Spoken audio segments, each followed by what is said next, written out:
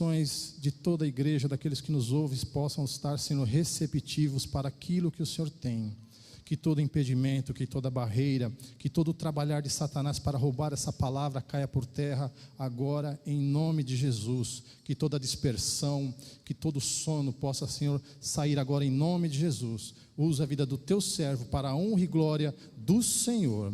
Amém. Pastor Gleidson.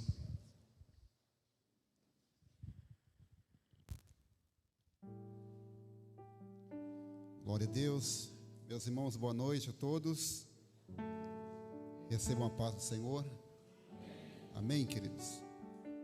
Que bom é podermos estar aqui em mais um culto, podendo louvar e bendizer o nome do Senhor. Eu não sei para você, é verdade que todos os cultos são cultos especiais, mas para mim, este em especial é o culto mais importante para mim. Porque nós estamos aqui fazendo menção em memória dele, porque foi assim que ele nos recomendou, não é verdade? Para que nós realizasse este ato até quando ele viesse. E é por isso que aqui estamos. Amém, queridos? Quantos ainda têm sede por ouvir a voz do Senhor, diga amém. Graças a Deus. Estava aqui ouvindo as experiências do pastor Miguel e como isso nos inspira, não é verdade? Como isso enche o nosso coração e saber o quão útil nós podemos ser às pessoas que estão à nossa volta. Eu gosto muito, querido, eu amo ouvir experiências. Eu nasci e convivi uma boa parte da minha vida, ou da minha infância pelo menos, num contexto de sentar perto de pessoas mais experientes e ouvi-las contando, não histórias, mas histórias com H, que retrata muito aprendizado para as nossas vidas. E isto que o pastor Miguel estava contando aqui, é claro que eu vou reproduzir algo que eu ouvi também, me fez lembrar de uma ilustração de um senhor experiente, um jovem na flor da sua juventude, com todo ímpeto, com todo vigor. E esse jovem lançou um desafio a este senhor e disse assim: olha, eu te proponho um desafio. Você está vendo aquele corredor daquele canavial? Eu te proponho um desafio que quem conseguir capinar ou carpir este corredor até o final, quem chegar lá primeiro, este será o vencedor. O Senhor olhou para o jovem e disse assim: meu filho, deixa o velho quieto, o velho está cansado. Não, o senhor não é experiente, o senhor não é a pessoa que conhece de lavoura, que conhece de agricultura, então eu te proponho um desafio. E o senhor, incitado por esse jovem, ele aceitou o desafio, e ele disse: tudo bem, vamos lá. Já que você propôs o desafio, eu confesso que não estou no meu melhor condicionamento físico, mas desafio feito, desafio aceito. Foi dado a largada, os dois obviamente saíram juntos. O jovem saiu feito um touro desembestado, com a enxada em suas mãos, carpindo, sem olhar para trás, sem olhar à sua volta. Pedaços de toco que estava no chão ele cortava com a enxada. E quando ele olhava para trás, ele percebia que o Senhor já estava a 3, 5 metros distante dele. Ele disse: é mole para mim, eu vou ganhar fácil. E ele saiu desenfreado, carpinando. Quando ele olha para trás, o Senhor não estava mais a 5 metros, estava a 30 metros atrás dele. Detalhe: assentado com a enxada nas mãos. E ele disse: moleza para mim, já ganhei essa prova. Prova ganha. E ele continuou todo atônito ali, carpinando. Ele olhava para trás, o Senhor sentado. Ele disse: eu não entendo. E ele ainda gritava de lá: o Senhor veio aqui para disputar comigo ou vai ficar sentado aí? E o Senhor olhava para ele e dizia: pode ir, meu filho, vai embora. Quando faltava mais ou menos 12 a 15 metros para poder chegar no término daquele corredor, daquele canavial, aquele senhor que em alguns momentos estava sentado, ele começou a aproximar-se daquele jovem, com a enxada em suas mãos, carpinando, foi se aproximando 15 metros do jovem, o jovem desesperado, carpinando, e disse: eu não entendo. Ele estava sentado 8 metros, 5 metros de distância do jovem, e o jovem todo suado, escorrendo suor. Conclusão: aquele senhor, ele aparelhou com aquele jovem, ele passou aquele jovem e chegou até o término daquele corredor. O jovem indignado disse assim: eu não entendo, como que o Senhor pode ganhar? Se fosse tempos atrás, eu até concordaria, porque o Senhor estaria em plena forma física, como o Senhor mesmo disse, que não tem mais condicionamento, que não tem mais vigor. Mas como? Isso não é justo. O Senhor trapaceou, o Senhor estava sentado ainda, quando eu estava a 30 metros do Senhor. Aquele senhor experiente olhou para o jovem e disse assim: meu filho, entenda uma coisa. Todas as vezes que você olhou para trás e me viu assentado, na verdade eu não estava simplesmente descansando, é verdade. Eu estava amolando a minha ferramenta.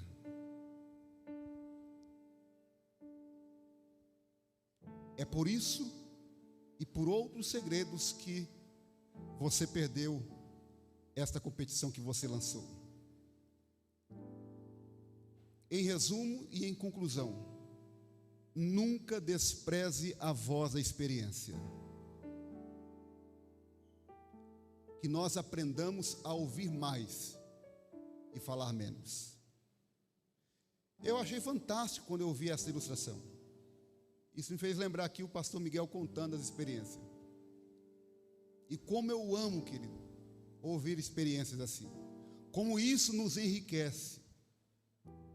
Como isso nos motiva a querer ser melhor. E aqui eu explico querer ser melhor. Querer ser melhor servo. Querer servir a Deus de uma forma mais íntegra. Servir ao próximo de uma forma melhor. Servir a sociedade de uma forma melhor. Isso nos inspira muito. Deus abençoe, pastor Miguel, pela tua vida. Glória a Deus. Queridos, mais uma vez eu reforço: quantos ainda têm sede por ouvir a voz de Deus, diga amém. Glória a Deus. Evangelho escrito por Lucas. Lucas, capítulo de número 24.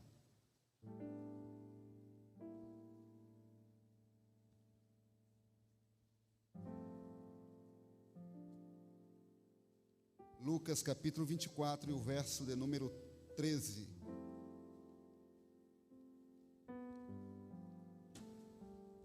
Glória a Deus. Está projetado aí. Você acompanhe aí na projeção ou na tua Bíblia. Estarei lendo alguns versículos para nossa melhor compreensão, porque se faz necessário. Diz assim: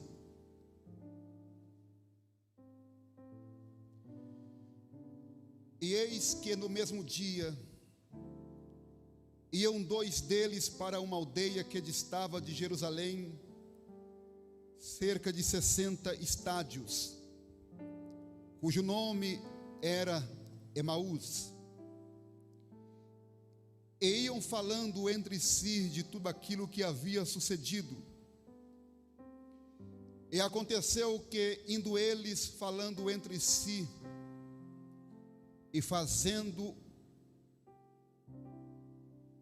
perguntas um ao outro, o mesmo Jesus se aproximou e ia com eles, mas os olhos deles estavam como que fechados, para que o não conhecessem. E ele lhes disse: que palavras são estas que, caminhando, trocais entre vós? E por que estáis tristes?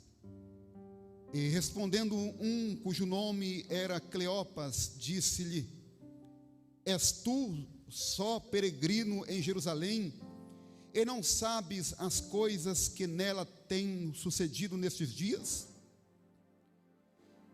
E ele lhes perguntou: quais? E eles lhe disseram: as que dizem respeito a Jesus o Nazareno, que foi um profeta poderoso em obras e palavras diante de Deus e de todo o povo, e como os principais dos sacerdotes e os nossos príncipes o entregaram à condenação de morte e o crucificaram. Nós, porém, esperávamos que fosse ele o que remisse Israel, mas agora, com tudo isso, é já hoje o terceiro dia desde que estas coisas aconteceram. É verdade que também algumas mulheres dentre nós nos maravilharam, as quais de madrugada foram ao sepulcro, e não achando o seu corpo, voltaram dizendo que também tinham visto uma visão de anjos, que dizem que ele vive. E alguns dos que estavam conosco foram ao sepulcro e acharam ser assim como as mulheres haviam dito, porém não ouviram. E ele lhes disse: honestos e tardos de coração, para crer tudo o que os profetas disseram. Porventura não convinha que o Cristo padecesse estas coisas e entrasse na sua glória? E começando por Moisés e por todos os profetas, explicava-lhes o que dele se achava em todas as escrituras. E chegaram à aldeia para onde iam, e ele fez como quem ia para mais longe. E eles o constrangeram, dizendo: fica conosco, porque já é tarde, e já declinou o dia. E entrou para ficar com eles. Diga amém, queridos. Somente até aqui. Glória a Deus. Meus irmãos, este texto que nós lemos, ele nos apresenta uma das manifestações de Jesus. Nós bem sabemos que a primeira pessoa, ou as primeiras pessoas a quem Jesus, ele se manifesta logo após ele ter sido ressuscitado pelo Senhor, pelo nosso Deus, foi para uma mulher. E alguém pode me dizer: mas pastor, o que tem de errado nisso? Talvez se nós olharmos com o olhar ocidental, não tem nada de errado Jesus ter ressuscitado para uma mulher. Mas em se tratando de primeiro século, nós bem sabemos que o testemunho de uma mulher naquela época não tinha peso, não tinha validade alguma.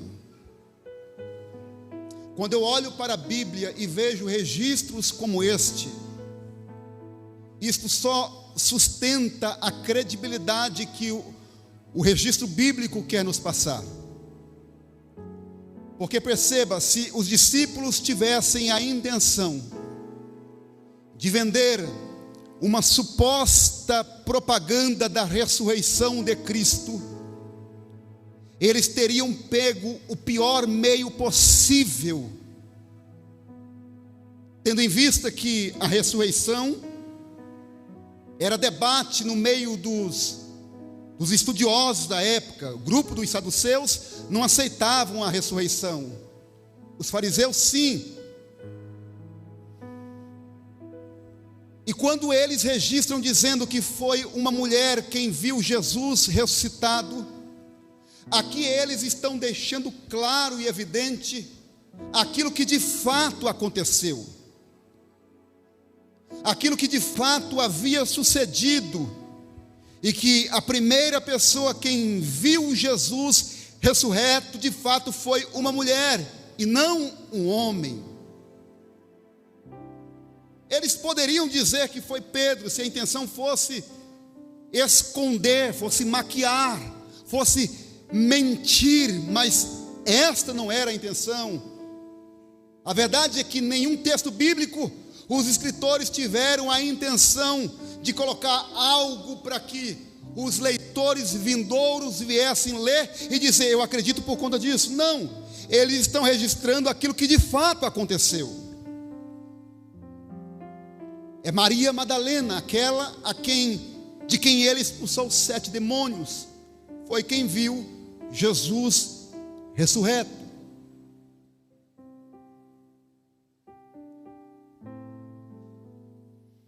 O capítulo 21 de João, capítulo 21 de João, registra uma outra cena também da manifestação de Cristo, aonde os discípulos estão todos reunidos. Eles estão com medo de uma represália por parte dos judeus.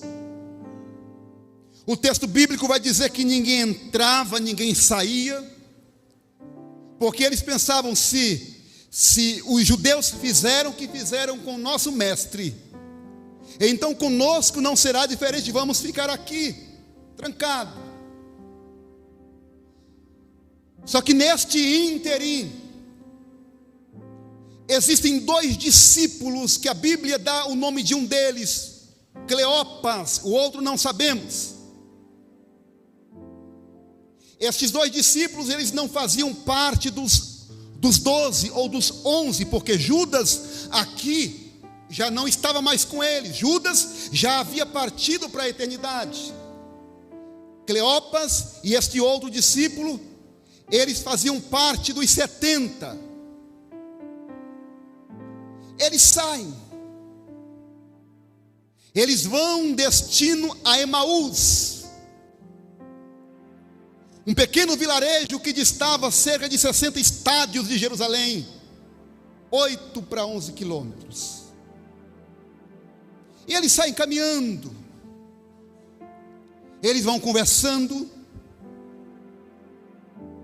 Só que quando eu estava meditando neste texto, especificamente no dia de hoje, eu comecei, porque a nossa mente é assim, né? Pelo menos quem ministra, eu penso que é assim. Você fica querendo juntar os fatos. Espera aí, isso aqui tem conexão com isso. Se os discípulos estavam aqui trancados dentro de casa, tudo bem que eles não faziam parte dos 12 ou dos 11 agora, mas por que eles saem daqui e vão para Emaús? Haja vista que a promessa era para ficar em Jerusalém. Lucas capítulo 24, verso 49.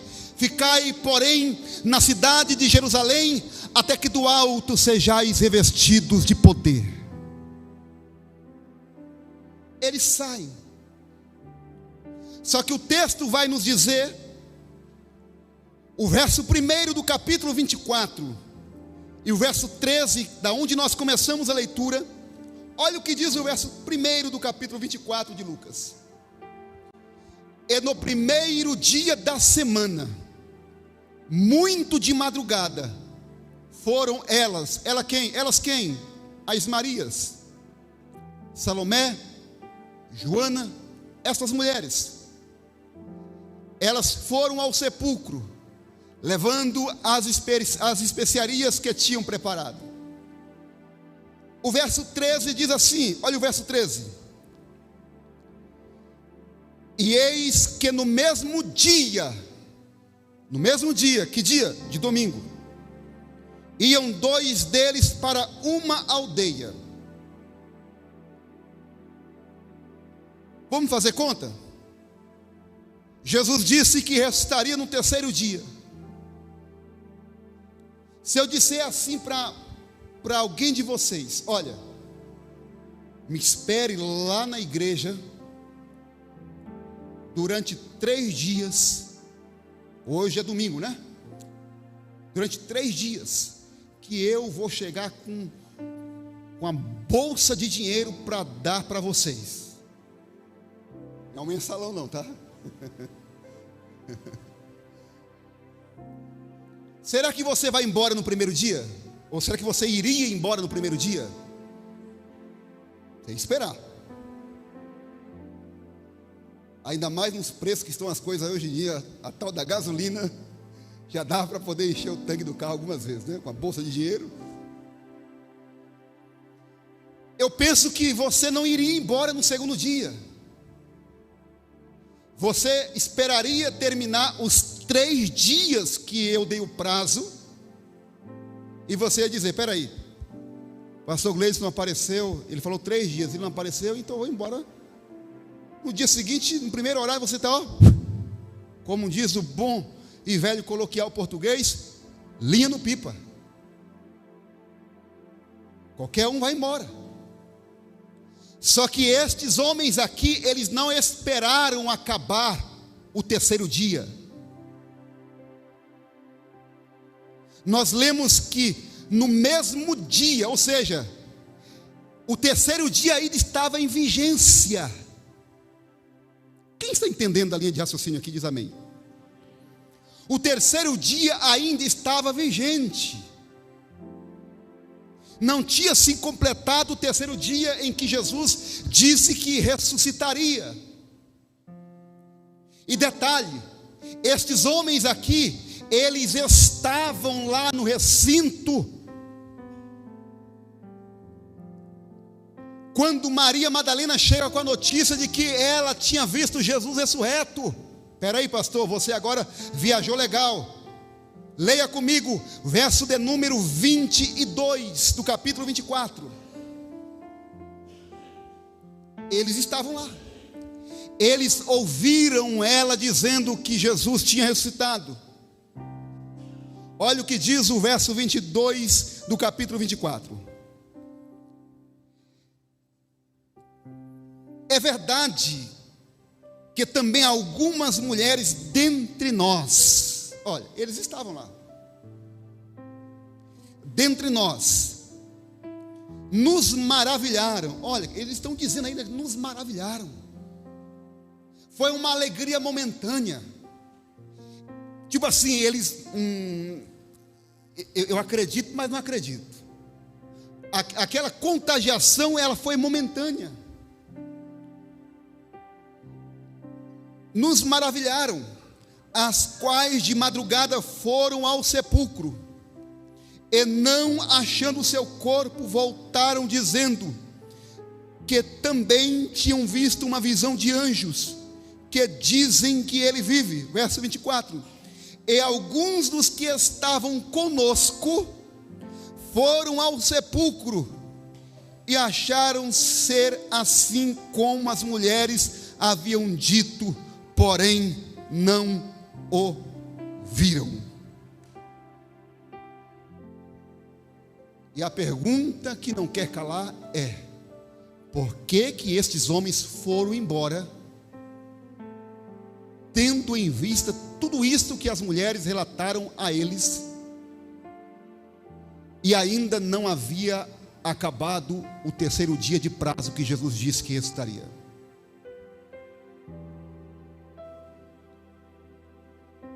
Pense consigo, se não é assim que acontece comigo e com você muitas das vezes.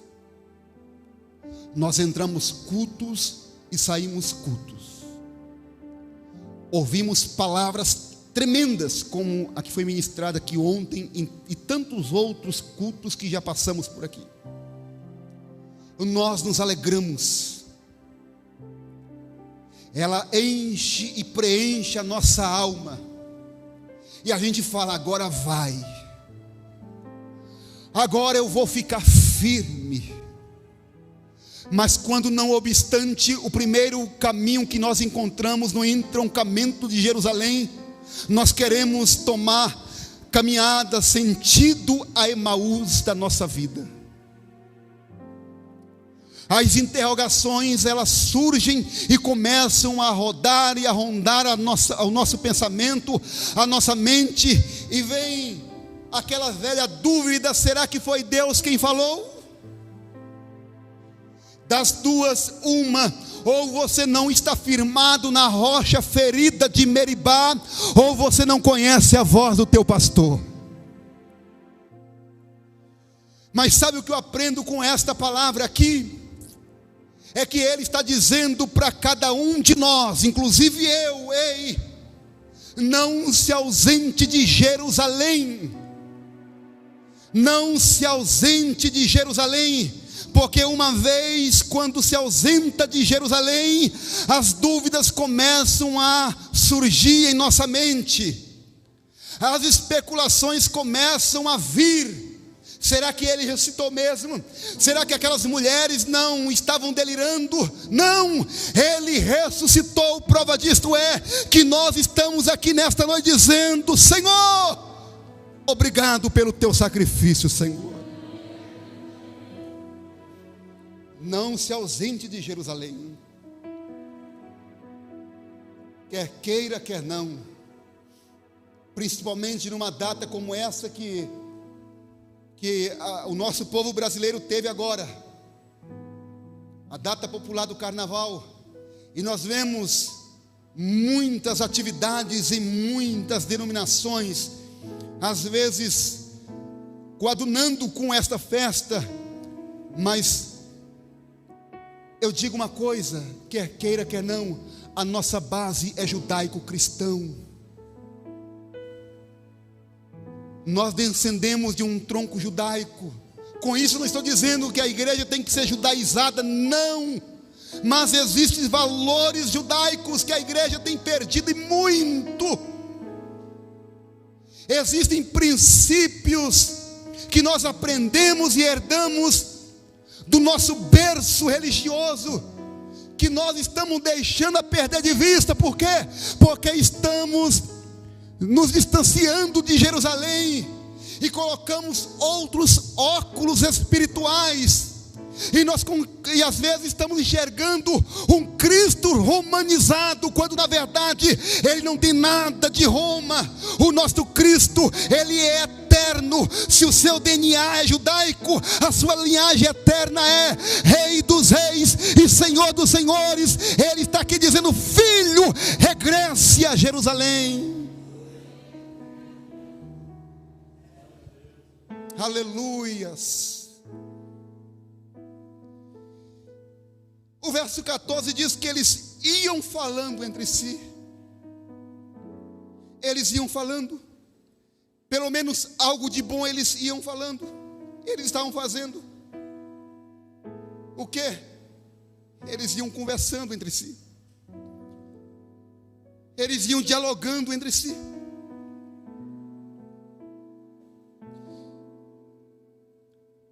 Quando eu li esse texto, já li diversas vezes, assim como vocês também imaginam. Mas quando eu estava meditando neste texto, eu parei neste versículo 14 e o verso 15, que diz que eles iam falando entre si. Nós vivemos uma sociedade em que ninguém fala mais com ninguém. E aqui cabe mais uma vez a fala do pastor Miguel, em que ninguém se conversa mais, em que ninguém olha para o rosto do outro, ou para a cara do outro mesmo, e diz: você está bem? Está tudo bem com você mesmo? E às vezes a pessoa está assim, não, ela está aqui, tá tudo bem. Não, olha para mim, está tudo bem com você?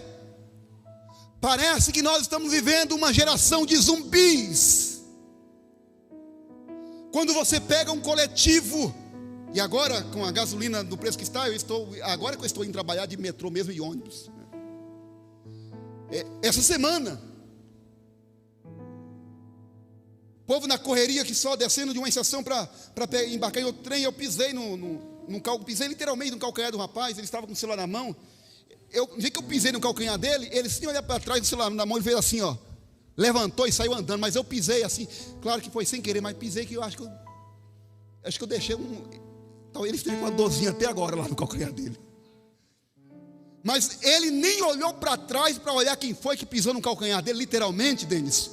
Ele simplesmente, com o celular nas mãos, com o fone no ouvido como estava, ele só colocou o dedinho assim na parte de trás do sapato, calçou o sapato novamente e foi embora sem olhar para trás. Eu falei, pelo menos ele não brigou comigo aqui. Nos males, no menor. Ninguém olha mais para ninguém. Antigamente, quando você entrava dentro dos ônibus, você via as pessoas com livro nas mãos lendo. Aí você vai dizer, mas pastor, as coisas se modernizou. Hoje não é mais livro físico, hoje é e-book, hoje é o celular. Eu não sei você, mas eu detesto ler qualquer coisa pelo celular. Primeiro que eu não tenho visão para isso. Segundo que eu gosto do físico, eu gosto de pegar, eu gosto de anotar, eu gosto de marcar, né? Porque eu marco com a minha letra, com a cor da caneta que eu associo aquilo que eu vou lembrar. Tem mais alguém assim aqui que é assim? Nós vivemos uma geração em que ninguém conversa mais com ninguém. Só que o texto vai dizer que eles iam conversando entre si. Eles iam conversando. Se fosse no dia de hoje a crucifixão de Jesus, oh meu irmão, imagine o que teria de meme do corpo de Jesus na cruz, todo surrado. Certamente teria vídeos rolando nos grupos de WhatsApp, e alguém diria assim, ei, te mandei um arquivo aí, abre aí. O que é? Não, olha aí. O que é, rapaz? Não, tem um cara que foi crucificado ali. Estaria estampado nas redes sociais, as pessoas fazendo chacota do nosso Cristo. E quem sabe os discípulos olhando aquilo também, faria montinho para poder ajudar no escarnecimento. Mas você encontraria Maria Madalena dizendo assim, não publica isso não passa isso para ninguém não passa isso para ninguém não. Olha o cuidado destas mulheres. Enquanto todos abandonaram Jesus, enquanto Pedro acompanha de longe, os únicos que estavam aos pés da cruz, era ninguém, nada mais, nada menos do que João, conforme diz o texto bíblico, o discípulo amado, e a sua mãe. Sabe o que eu aprendo aqui? Quando todos te abandonarem, a tua mãe, os teus pais estarão ali para te apoiar. Jovens, adolescentes, e por que não dizer igreja, valorize os vossos pais, valorize as cãs brancas, porque aí tem experiência para te passar. A Bíblia diz que eles iam dialogando e conversando. Eles iam fazendo perguntas uns para os outros. E eu fiquei pensando com os meus botões, que tipo de pergunta será que eles estavam fazendo uns para os outros? O que Cleopas perguntava para o outro discípulo? O que ambos interrogavam um ao outro? E eu fico pensando, ele dizendo, rapaz, tu lembra? Aquela vez que nós estávamos lá naquela região deserta, que faltou pão, que nós não tínhamos alimento para distribuir para as pessoas, e era uma multidão inumerosa que estava ao entorno do Senhor. E Ele disse para que nós dessemos de comer para a multidão. Você lembra? Ele disse, lembro, rapaz, lembro. Eu estava lá também. Pensa comigo. E alguém diz assim, olha, eu não tenho nada aqui senão apenas 5 peixes. 2 pães e 5 peixes. E alguém ainda zombou dizendo assim: o que é isso para alimentar uma grande multidão? E ele levantou aos altos aqueles peixes, aqueles pães. Ele orou e de repente aconteceu uma grande multiplicação. E eu fui um dos que ajudei a distribuir aquela multiplicação. Eu penso comigo que as lágrimas estão escorrendo no rosto de um deles. E o outro diz assim: rapaz, acabei de me lembrar aqui agora. Certa feita, quando ele estava num sermão lá na montanha, dizendo aquelas palavras maravilhosas, alguém me encontrou e disse assim: rapaz, essa noite eu fui para casa, eu deitei para dormir, mas eu não consegui dormir. E eu perguntei para ele: por que você não conseguiu dormir? Porque todas as vezes que eu estava deitado na minha cama, a minha mulher até me acotovelava: vai dormir, rapaz. Eu levantava, eu ia lá, tomava uma água. Quem aqui é do interior que conhece os potes de água? Pouca gente, os potes de água, aqui dá uma água fresquinha. Eu levantei, eu ia lá no pote de água, ia tomar água, e a minha mulher: vai dormir. E eu dizia: eu não consigo dormir. Por quê, bem? Porque as palavras do meigo nazareno estão martelando na minha alma até agora. Porque a palavra dele provocava mudança. Era impossível ter o encontro com Jesus e não ter a vida restaurada, não ter a vida mudada, não ter a vida impactada. Meu querido, deixa eu te dizer uma coisa: se o evangelho em que você vive, se o evangelho que você diz ter experimentado não mudou as tuas atitudes, desculpe-me, você precisa provar novamente, aleluia, a água que verte da fonte transformadora que é Jesus. Aleluias. Eles estão falando, estão conversando entre eles. E de repente, quem é que se apresenta? Jesus se apresenta no meio deles. Porque com o Senhor é assim, né? Falou dele, ele falou: o que? Está falando de mim? Eu faço questão de estar presente no meio deles.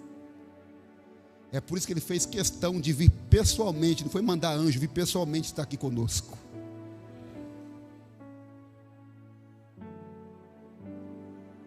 Que palavras são essas que vocês estão aí trocando entre vocês? E aí um deles vai dizer: ué,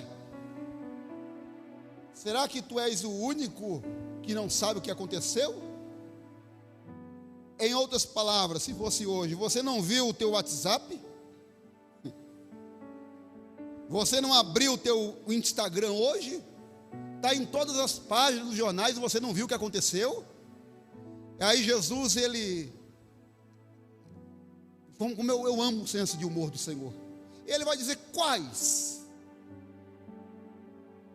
Perceba que Jesus, ele sempre usa, ele tem esse senso de humor.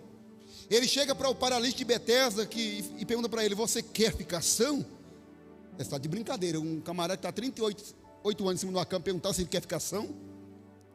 Ele chega para Bartimeu e pergunta: você quer ser curado?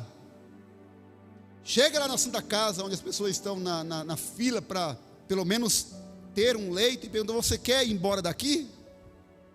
Aí Jesus pergunta para ele assim: quais? Como quem está desinformado, né? Deixa eu ouvir o que eles têm a falar.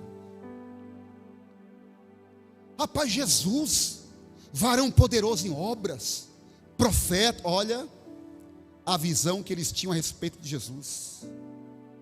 Era profeta.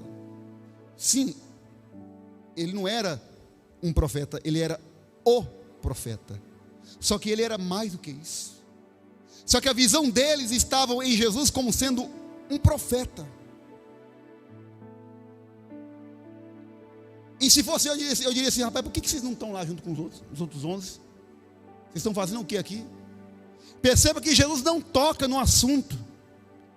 É igual a outra manifestação de Jesus no meio dos 10, porque Tomé não estava presente na outra manifestação, que Jesus não toca no episódio em que Pedro havia negado ele. Jesus não toca nisso. Jesus não vai tocar naquilo que te mais dói, naquilo que mais te envergonha. Ele não vai tratar com você publicamente naquilo que te machucou, naquilo que quando você ouve uma música, te arremete a um passado que te machucou muito. Quando você passa por um lugar e você sente o perfume de alguma coisa, você lembra de um episódio que te machucou tanto. Não, Jesus não vai te machucar, não. Ele te trouxe aqui para te dizer: meu filho, minha filha, eu te trouxe aqui porque eu te perdoei, eu te remi, eu te comprei com bom preço. Eu te trouxe aqui porque você é herdeiro meu, você é herdeira minha. Eu te comprei com bom preço, filho. Jesus não ia perguntar para eles por que eles não estavam lá. Se fosse eu, sim. Se fosse eu, acho que eu ia perder a oportunidade. Eu ia falar: o que tu está fazendo aqui? Eu não mandei esperar em Jerusalém? E eles começam a contar uma história para Jesus. Daqui a pouco Jesus rouba a cena e começa a relatar tudo que tinha que ter acontecido com ele, conforme estava registrado nas Escrituras Sagradas. E a Bíblia diz que o coração deles latejava, o coração deles ardia. Daqui a pouco, quando eles estão chegando no seu local de destino, olha o que diz o verso de número 29, ou melhor, verso 28. Eu já estou finalizando. Verso 28. E chegaram à aldeia para onde iam, e ele fez como quem ia para mais longe. O que você entende com essa expressão quando você lê esse versículo? Ele fez como quem ia para mais longe.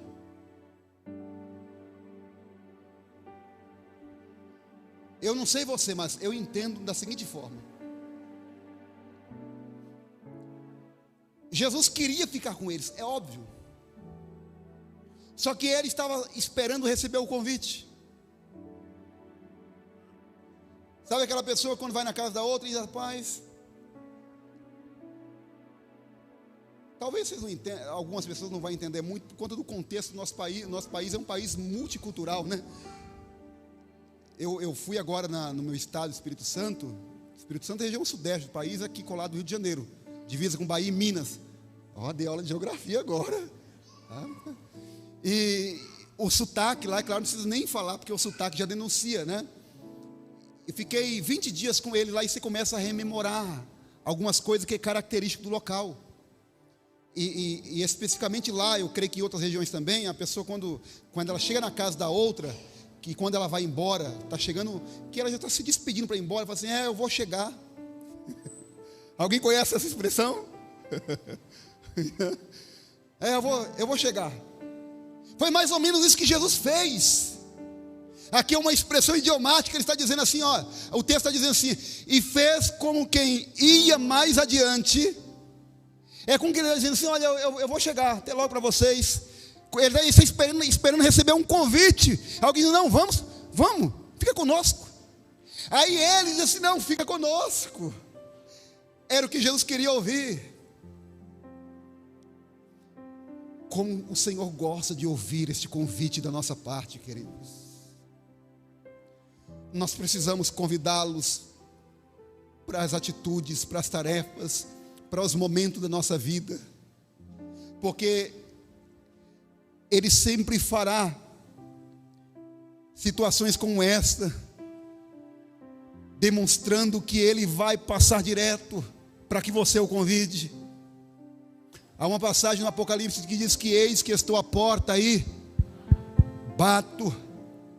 Aqui ele estava batendo, estava esperando receber o convite. Esses homens chamam ele para poder entrar. Ele entra, diz: fica conosco, porque já se faz tarde. E aqui eu lembrei daquele hino, né? Pena que eu não sei cantar, Eliane. E se eu puxar, vocês ajudam? Eu acho que vocês ajudam. Pastor Miguel, você que vai conseguir ele na gaita de improviso? Divino companheiro no caminho, sua presença sinto. Alguém com o microfone aí me ajuda aí, por gentileza, quem sabe cantar esse hino. Não deixa eu aqui em apuros, não.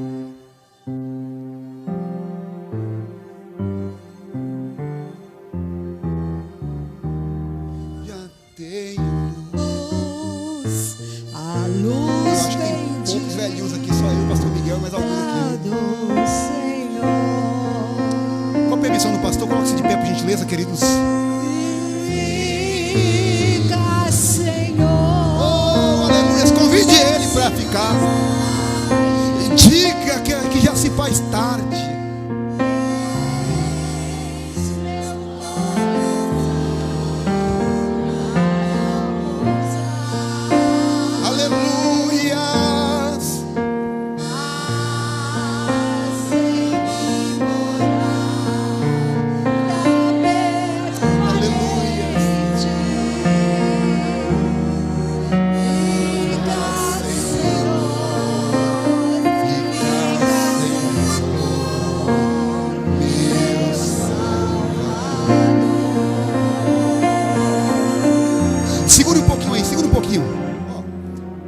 Olha só, e aqui eu concluo de verdade.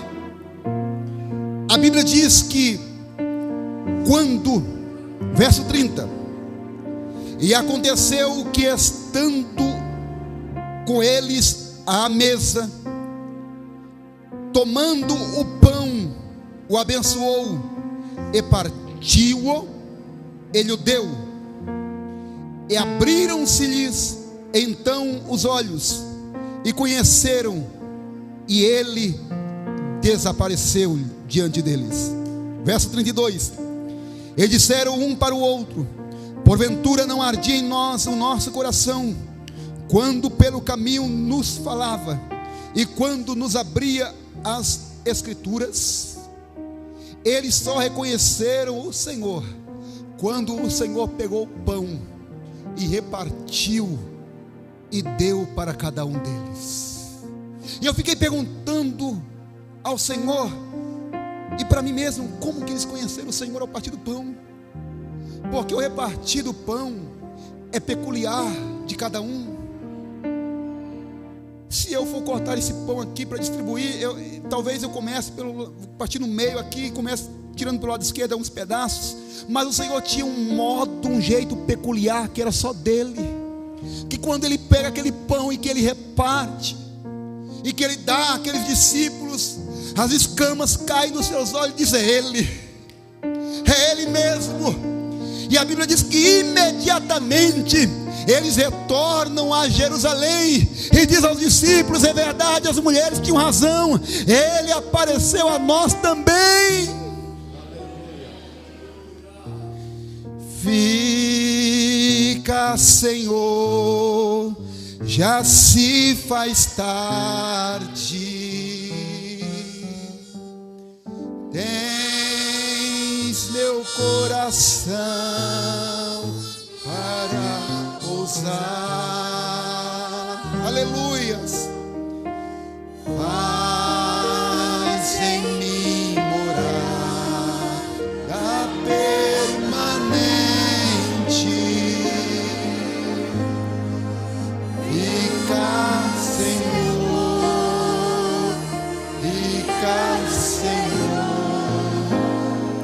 meu Salvador. De pé como estamos, curva a tua cabeça. Pai bendito e eterno, Senhor, eu te louvo e te exalto pela tua palavra. E o nosso pedido, Senhor, a ti nesta noite é: fica conosco, Senhor. O nosso clamor a ti nesta noite é: fica por aqui mais um pouco, Senhor. Senhor, Aquieta este coração que está aflito, meu Pai. Pai, aquenta este coração que está pulsando de tanta dor. Fica conosco, Senhor, porque eu sei que quando Tu estás conosco, as nossas preocupações, elas vão embora. Os dilemas da nossa vida, Senhor, já não nos mais acompanha. Pai, muito obrigado pela Tua igreja, obrigado pela Tua palavra, Senhor. Nós Te louvamos e nós